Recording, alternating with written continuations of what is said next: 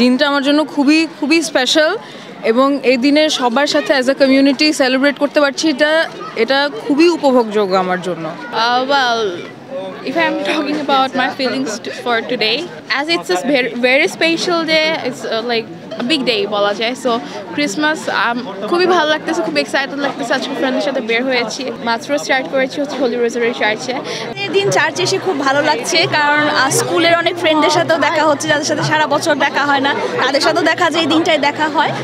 আর ক্রিসমাসে তো আসলে সবসময় অনেক আনন্দ লাগে, তার কারণ হচ্ছে যে এই দিনে যিশুর জন্মদিন এবং এই দিনে আমরা সবাই সেলিব্রেট করি। সব কিছুতে একটা ফেস্টিভ ভাব থাকে, আর উইন্টার সিজনে হয়তো উইন্টারতে এমনি একটা ফেস্টিভ ব্যাপার থাকে। আর আজকের দিন এটাই চাওয়া যে দেশে যেন সাম্প্রদায়িক সম্প্রীতি একদম আগের মতো আবার ফিরে আসে। আমরা প্রত্যেকটা ধর্মের মানুষ, আমরা সবাই মানুষ, এটাই আমাদের প্রথম পরিচয়। আমরা যেন মিলেমিশে শান্তিতে থাকতে পারি।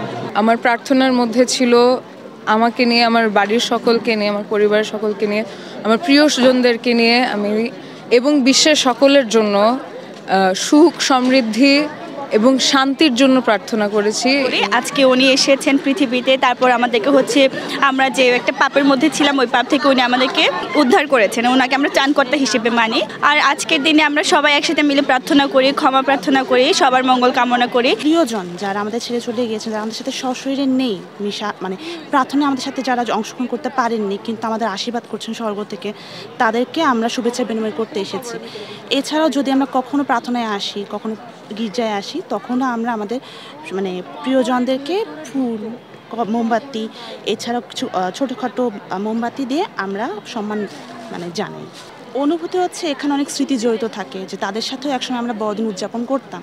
এখন সশরীরে তারা আমাদের সাথে নেই, কিন্তু আমরা সম্মান জানাচ্ছি, তাদের কাছে আশীর্বাদ কামনা করছি বা সৃষ্টিকর্তার কাছে প্রার্থনা করছি যে তারা যেন স্বর্গের সুখে শান্তিতে থাকে। প্রায় মানে পুরো মাস জুড়ে অনেক আনন্দ উৎসব করি, আমাদের ঘর বাড়ি পরিষ্কার করি, ঘর বাড়ি সাজাই, আমাদের নিজের হৃদয়কেও পরিষ্কার করি, সুন্দর করে আমাদের এই জীবনকে আমরা গড়ে তুলি। আর তার আগমনে আমরা অনেক আনন্দিত থাকি, আর আমরা প্রত্যাশা করি যে তার এই আগমন যেন আমাদের হৃদয়কে সুন্দর শুভ্র রাখে, আমরা যেন পবিত্র থাকি। আজকে সাধারণত আমরা আমাদের ফ্যামিলিকে নিয়ে সময় কাটাই। আমরা বাসায় বিভিন্ন রান্না করেছি, ওগুলা খাবো, পিঠা বানানো হয়েছে, পিঠা খাওয়া হবে আমাদের।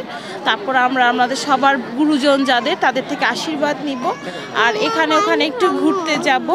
আপনারা যাকে মরিয়ম বলেন, আমরা কুমারী মারিয়া বলি তাকে। আপনাদের ধর্মে যাকে ঈসা নবী বলেন, আমরা তাকে যীশু খ্রিস্ট বলি।